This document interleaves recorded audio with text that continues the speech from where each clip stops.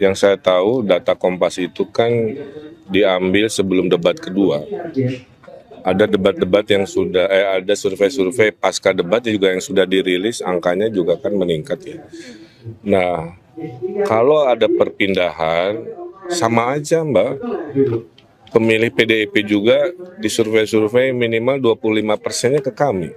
Artinya apa ya, namanya pemilih tidak ada namanya jaminan 100% akan sesuai dengan arah dari koalisinya. Itu aja jawaban saya. Karena yang disampaikan tadi juga sama saja dengan pihak di sana yang pemilihnya ternyata hampir 30% memilih pasangan Rito. Saya kira itu. Tapi bakal ada perubahan metode kampanye nggak sih kan? Karena kalau misalkan dibandingkan kayaknya kebusukannya Pram Prano itu kayak dua kali lipat nih dari kakak ketemu warga, mungkin ya kan ya? Ya, kalau mau membanding-bandingkan silahkan. Agenda saya tiap hari sampai 10 agenda, kecuali saya mau jadi robot yang tanpa istirahat kan nggak mungkin juga. Dan yang namanya belusukan itu bukan soal jumlah kegiatan belusukannya, seberapa efektif jumlahnya optimal tapi menyentuh warga sebanyak mungkin kan, kira-kira begitu. Dan kita akan terus, dan metode kampanye kan nggak hanya belusukan, ada seperti ini. Ini kan dibalik 65 majelis taklim ribu-ribu. Apakah saya harus satu-satu berkeliling ke ribuannya? Kan tentu tidak. Jadi metode itu diserahkan ke masing-masing. Menurut saya nggak usah terlalu diperbandingkan karena tiap pasangan punya strategi masing-masing. Apakah itu? Bingung ya, karena tiap survei beda-beda. Di Kompas, undecided-nya 25% kalau nggak salah ya.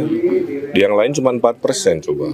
Jadi susah membacanya ya. Makanya saya bilang, saya nggak bisa merespon terlalu detail. Yang penting bagi kami, survei itu menjadi evaluasi itu aja. Mau baik, mau kurang baik, jawabannya sama, teruslah berkampanye, mensosialisasikan sampai akhir waktu.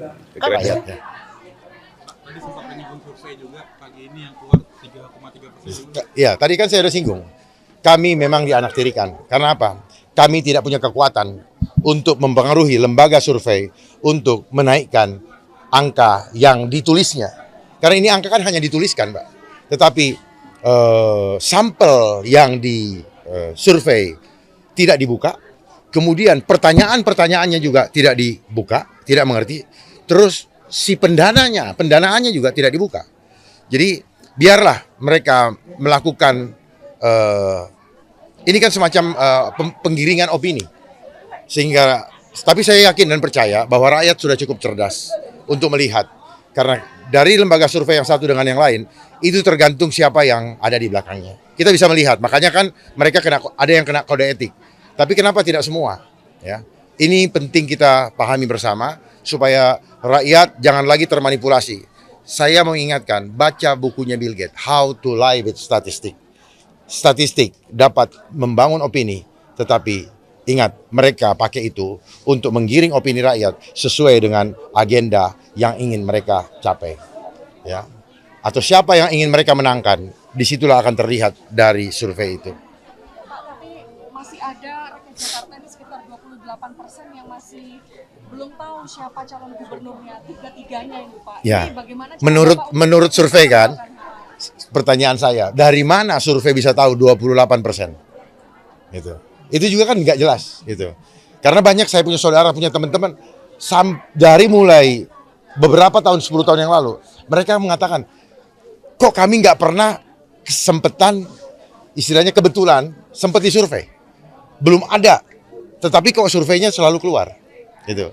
Contohlah Pak Anies, pada pilgub yang lalu, beliau ada di bawah. Tapi pada akhirnya, Allah membalikkan keadaan. Sehingga beliau masuk ke putaran kedua, dan justru akhirnya leading. Jadi, jangan sampai rakyat termanipulasi untuk hal-hal seperti ini, ya. Jadi mari kita sama-sama cerdas, dan saya berharap ya rekan-rekan wartawan pun mengajak rakyat untuk cerdas. Kalau di putaran kedua berarti yakin akan bisa naik mungkin elektabilitasnya atau seperti apa? Saya hanya ingin berusaha bekerja semaksimal mungkin, dan hasilnya bukan ditentukan oleh lembaga survei, tetapi ditentukan oleh pilihan hati rakyat yang merasakan dan meyakini bahwa yang hadir di hadapannya itu akan dapat melindungi masa depan rakyat supaya ekonominya bisa naik, pulih ke level layak. Survei Litbang Kompas, Mas kan 38%, kemudian Pak RK Susono 34 nih Pak.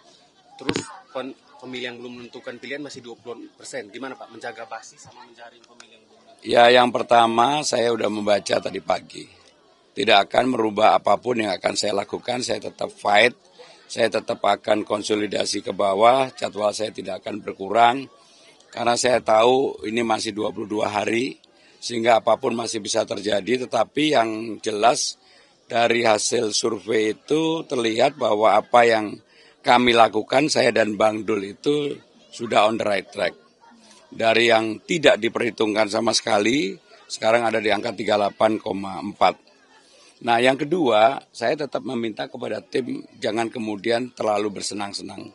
Karena survei ini hanya jadi acuan, bekerja seperti biasa, politiknya tetap politik yang gembira.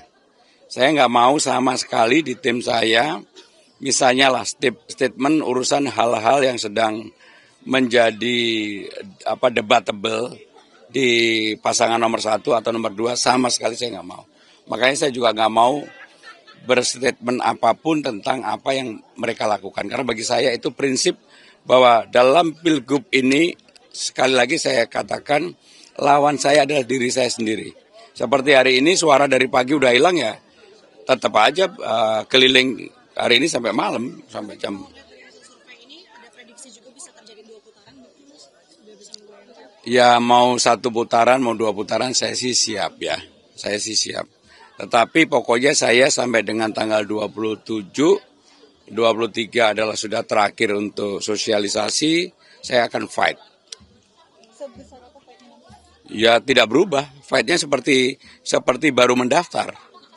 Jadi seperti baru mendaftar tanggal 28 Agustus, yang seakan-akan tidak diperhitungkan.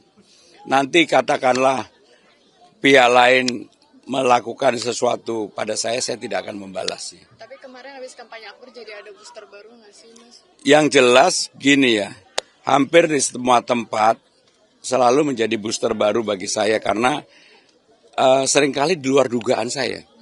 Yang saya pikir misalnya kehadirannya hanya beberapa orang begitu membludak, dan juga yang saya pikir alat peraga kita kurang. Sekarang ini saya menemukan di berbagai tempat yang saya cek kepada tim yang menyiapkan alat peraga, betul-betul bukan dari kami. Artinya sudah ada partisipasi dari masyarakat di mana-mana. Termasuk kaos ini saya nggak tahu sama sekali. Jadi mudah-mudahan ini menjadi energi, menjadi booster bagi saya dan Bang Dul. Ya, makasih ya. Makasih ya. Saat menangkap, mengumpulkan, dan mengolah peristiwa, menandatangani secara paksa oleh penyidik. kami kerahkan upaya terbaik. Ketika menyampaikan berita serta informasi, kami tak sekadar menyapa. Ada referensi, aspirasi, juga inspirasi yang menjadi misi. Sapa Indonesia di Kompas TV. Independen, terpercaya.